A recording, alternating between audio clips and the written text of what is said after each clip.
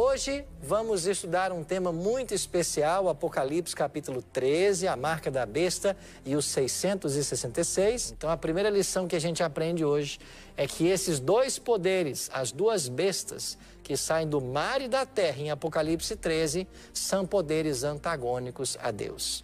Então, o poder representado pela besta que sai do mar é um poder que se levanta de um local densamente povoado. Então nós entendemos de que essas 7 cabeças, elas representam os 7 impérios que ao longo da história foram antagônicos e perseguiram ao povo de Deus. A começar pelo Egito.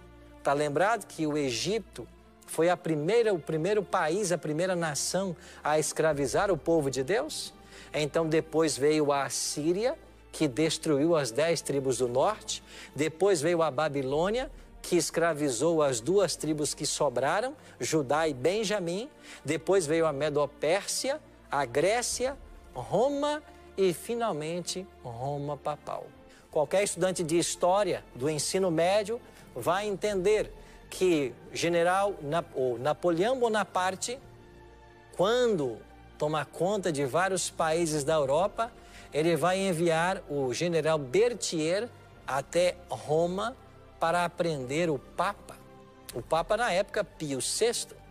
E esta prisão do Papa se deu exatamente no dia 15 de fevereiro de 1798. Mas eu pergunto para você, qual foi o evento significativo de fevereiro de 538 que marcaria o início da supremacia papal? Em Daniel capítulo 7, falando do chifre pequeno, que é o mesmo poder de Apocalipse 13 que sai do mar, a profecia diz que quando esse chifre surgisse, ele arrancaria 3 pontas, 3 chifres. E essas 3 pontas na profecia é uma referência às 3 tribos bárbaras que não aceitaram a autoridade papal. 2 grandes heróis da Idade Média, John Hus e Jerônimo de Praga, foram queimados por amor à verdade. Eu fiquei pensando como que esse poder que se levantou do mar, que recebe a autoridade do dragão, perseguiu e matou os santos do Altíssimo. Agora, sabe qual é a notícia que eu tenho que dar para você? Esse poder papal, ele reacenderá mais uma vez.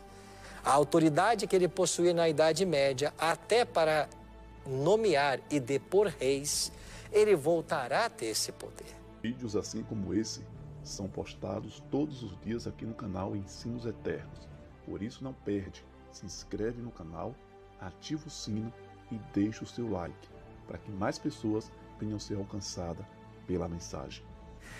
Apocalipse capítulo 13 traz o tema A Besta que Emerge do Mar.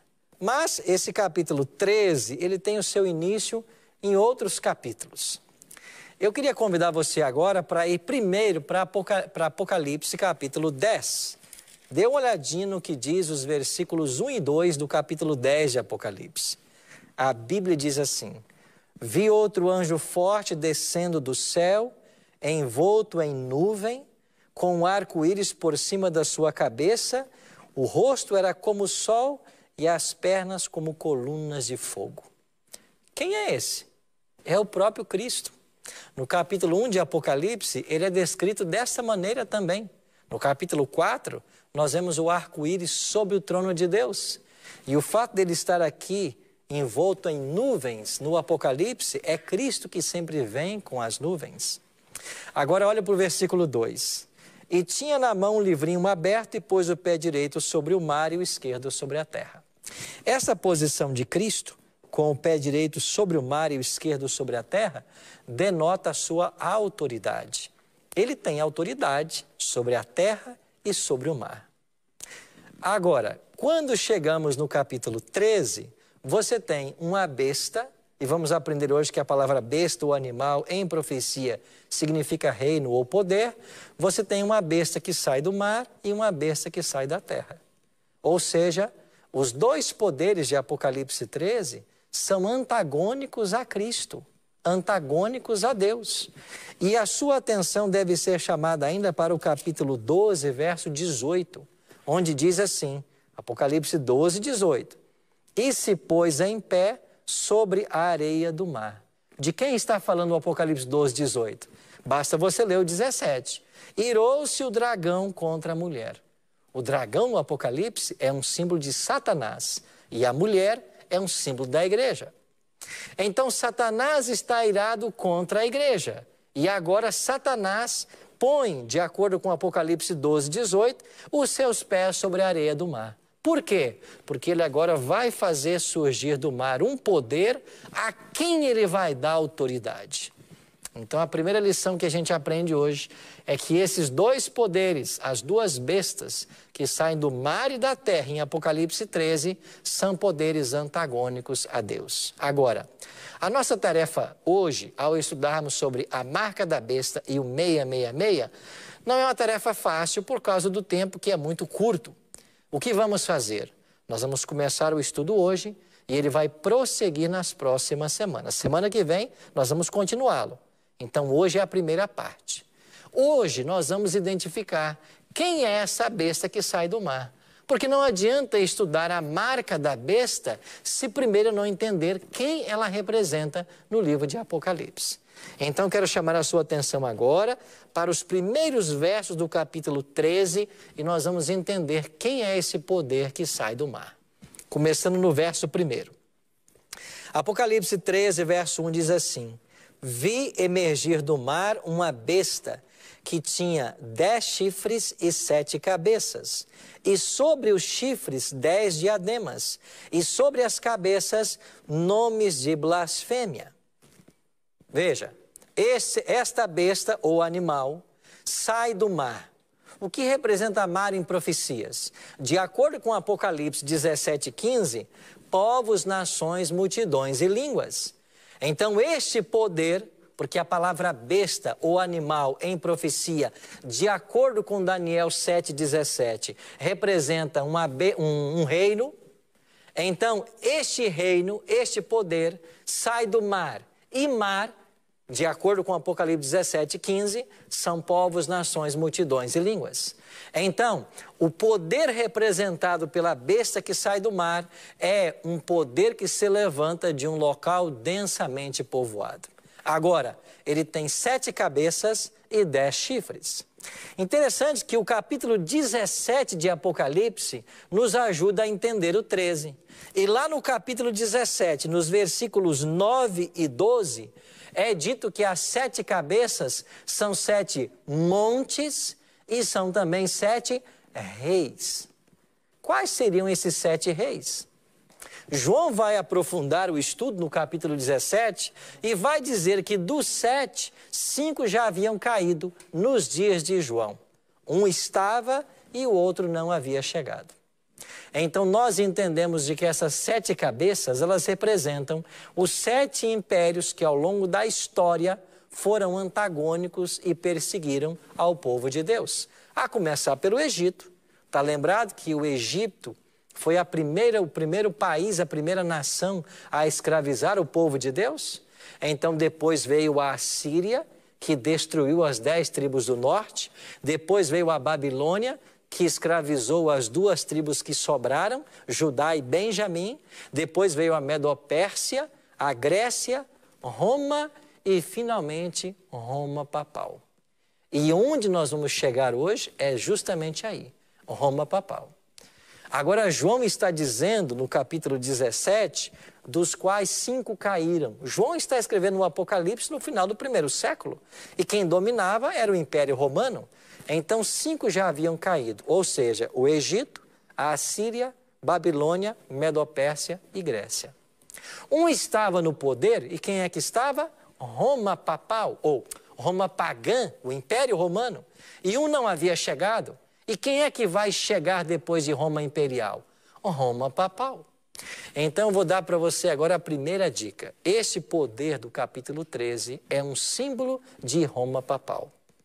Agora, o que representam então os 10 chifres? Os 10 chifres, de acordo com Apocalipse 17, são 10 reis que se levantariam daquele 6º poder, que é Roma imperial. Agora, quando você estuda um pouquinho da história, você descobre de que o Império Romano não foi vencido por um outro império, mas foi minado em suas bases. O historiador britânico Edward Gibbon escreveu 2 volumes contando sobre a história da queda do Império Romano, a ascensão e a queda do Império Romano. E esse historiador, Edward Gibbon, ele coloca que dos anos 352 até 475, mais ou menos, você vai ter, 476 melhor, você vai ter as tribos bárbaras invadindo o território de Roma, na Itália, e finalmente provocando a queda de Roma Ocidental em 476 de nossa era. Quando cai Roma Ocidental, qual é a figura que vai sobrar? A figura dos bispos, porque em cada cidade havia um bispo. Mas o bispo de Roma, por ser a antiga capital do império, começou a ter primazia sobre os outros bispados. E o bispo de Roma veio a ser considerado, a partir do ano 533, o Papa, o pai dos outros bispos. Assim nós entendemos de que esta profecia, esse poder que sai do mar, é uma aplicação ao papado medieval. Agora, pastor Arilton, quem é que inventou isso ou descobriu isso? Que igreja fez isso? Bom, isso é muito antigo. E não foi a igreja adventista a primeira a buscar essa interpretação. Eu trouxe aqui alguns livros para mostrar para vocês. E o primeiro que eu queria mostrar para vocês é esse aqui, ó.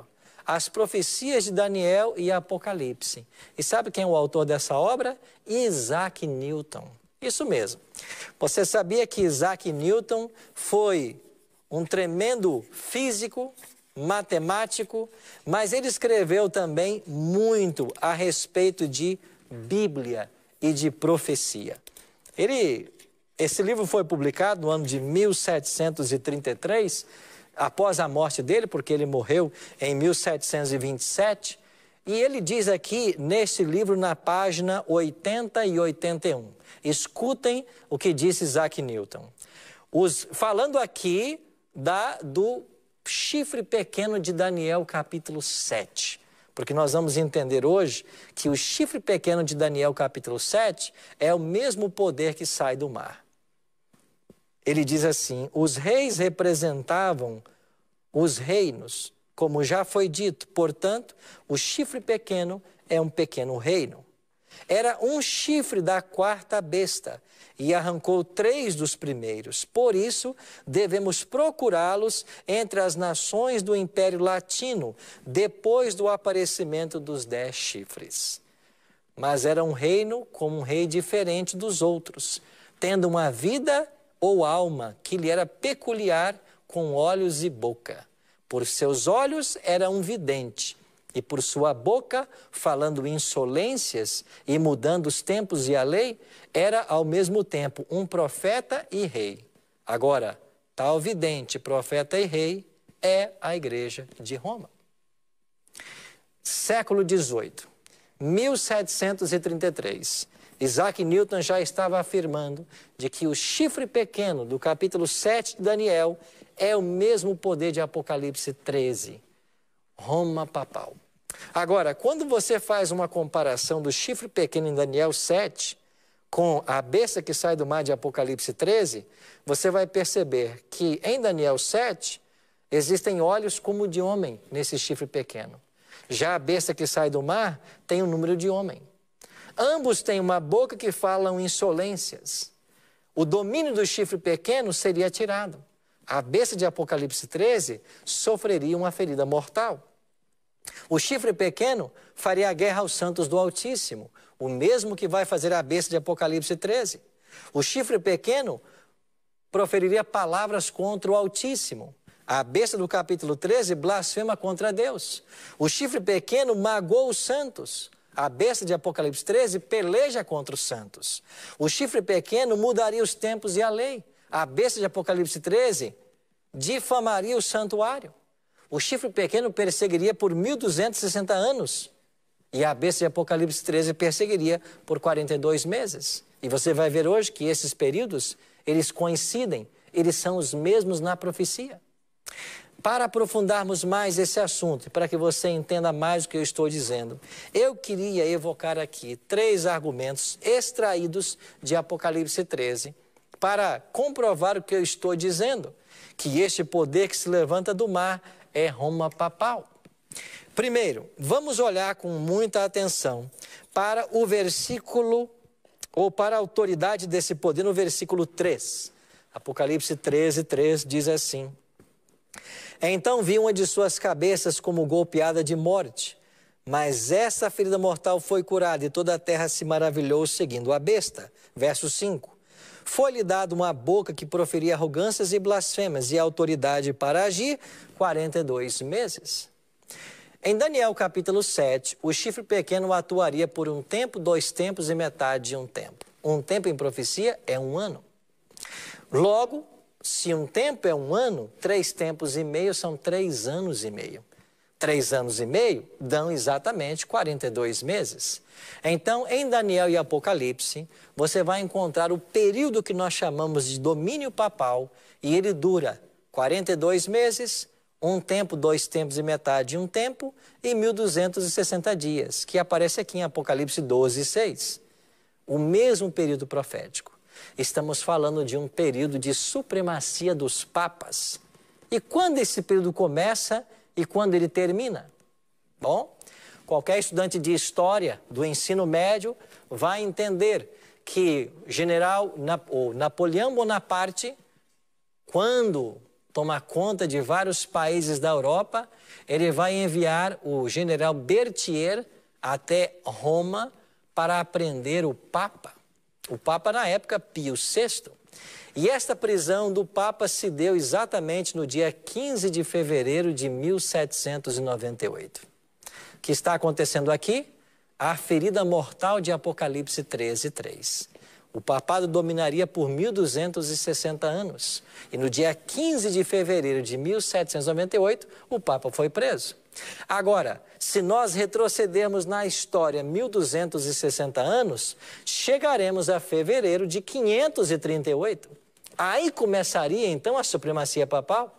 Mas eu pergunto para você, qual foi o evento significativo de fevereiro de 538 que marcaria o início da supremacia papal? Em Daniel capítulo 7, falando do chifre pequeno, que é o mesmo poder de Apocalipse 13 que sai do mar, a profecia diz que quando esse chifre surgisse, ele arrancaria 3 pontas, 3 chifres. E essas 3 pontas na profecia é uma referência às 3 tribos bárbaras que não aceitaram a autoridade papal. Relembrando, o Império Romano foi minado em suas bases por 10 tribos bárbaras, os 10 chifres da besta. Agora, desses 10 chifres, 3 eram arianos, e eles não se submeteram à autoridade papal. E assim o papado teve que unir as forças, ou o bispo de Roma unir forças para combater essas tribos arianas. E no ano 493, os érulos foram expulsos de Roma. No ano 534, os vândalos. E em fevereiro de 538, os ostrogodos. Expulsa a última tribo bárbara de Roma, o papado começou a dominar. E esse domínio se estendeu, como diz a profecia, por 42 meses, que multiplicado por 30 dá 1260. 1260 anos. Este foi o período. E nesse período, o que fez esse poder? Acompanha comigo agora os versículos 5 e 6. Apocalipse 13, 5 e 6. Foi-lhe dada uma boca que proferia arrogâncias e blasfêmias e autoridade para agir 42 meses. Verso 6. E abriu a boca em blasfêmia contra Deus para lhe difamar o nome e difamar o tabernáculo, a saber, os que habitam no céu. Agora eu pergunto para você, como que o poder papal da Idade Média difamou o tabernáculo? Difamou o nome de Deus? Tentando ocupar a posição de Deus. Como que o papado tenta ocupar a posição de Deus? Tentando assumir o lugar de Cristo no santuário. Eu posso mencionar aqui alguns elementos. Um deles é quando o bispo de Roma declara de que ele tem poder de perdoar pecados. Ele está tentando substituir o lugar de Cristo no santuário, o único que pode perdoar pecados. Agora, quando o Papa também pretende a sua infabilidade, isso também é uma prova de que ele tenta usurpar o lugar que pertence a Deus. Eu trouxe aqui uma obra muito interessante, e você que está em casa, você que está nos assistindo pelas redes sociais, O Papa e o Concílio. Dá para ler aí? O Papa e o Concílio? Esta obra foi escrita na Alemanha por um homem que usou o seu pseudônimo de Janus. E quem é que entrou em contato com essa obra? Rui Barbosa, um grande jurista lá de Salvador. E ele então resolveu traduzir a obra original do alemão para o português, que é esse volume 2. E ele fez uma introdução para a obra, volume 1. Só que a introdução de Rui Barbosa ficou mais densa do que a própria obra. E Rui Barbosa, aqui na sua introdução a esta obra, O Papa e o Concílio, nas páginas 132 e 133, ele vai fazer menção a vários documentos papais. Documentos esses que declaram a posição do Papa e o papel do Papa.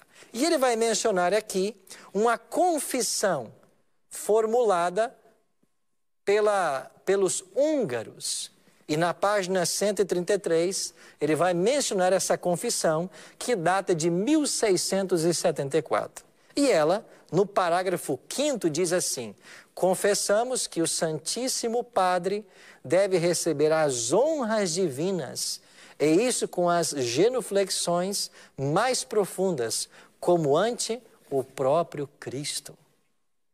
Eu não tenho mais tempo para entrar em tantos detalhes que esta obra oferece, mas eu queria dizer para você de que esse poder que se levantou do mar representa o papado medieval, que tentou assumir a posição de Cristo. E um último detalhe, além de ter uma boca que proferia arrogâncias e blasfêmias, ele iria perseguir os santos do Altíssimo. É isso que aparece aqui no versículo 7. Foi-lhe dado também que pelejasse contra os santos e os vencesse. E a última obra que eu queria mostrar para vocês hoje é uma obra que foi publicada no século XVII, de John Foxe, O Livro dos Mártires. E sabe o que conta John Foxe nessa obra? Ele conta a respeito das perseguições da Idade Média e como os fiéis filhos de Deus perderam suas vidas por amor a Cristo e ao Evangelho. E aqui na página 87, ele fala sobre o cisma do Ocidente, o Concílio de Constância e o martírio de John Hus, e um ano depois, Jerônimo de Praga. Prezado amigo, prezado amiga, o tema é muito denso, estamos só começando hoje e vamos prosseguir nas próximas semanas, mas eu tive a oportunidade de visitar Constança e visitar o local onde John Hus foi queimado, nos idos de 1414, por ocasião do Concílio de Constança. E ao chegar ali, naquele local, hoje uma praça, e saber que naquele local, dois grandes heróis da Idade Média, John Hus e Jerônimo de Praga, foram queimados por amor à verdade, eu fiquei pensando como que esse poder que se levantou do mar, que recebe a autoridade do dragão, perseguiu e matou os santos do Altíssimo. Agora, sabe qual é a notícia que eu tenho que dar para você? Esse poder papal, ele reacenderá mais uma vez. A autoridade que ele possuía na Idade Média, até para nomear e depor reis, ele voltará a ter esse poder.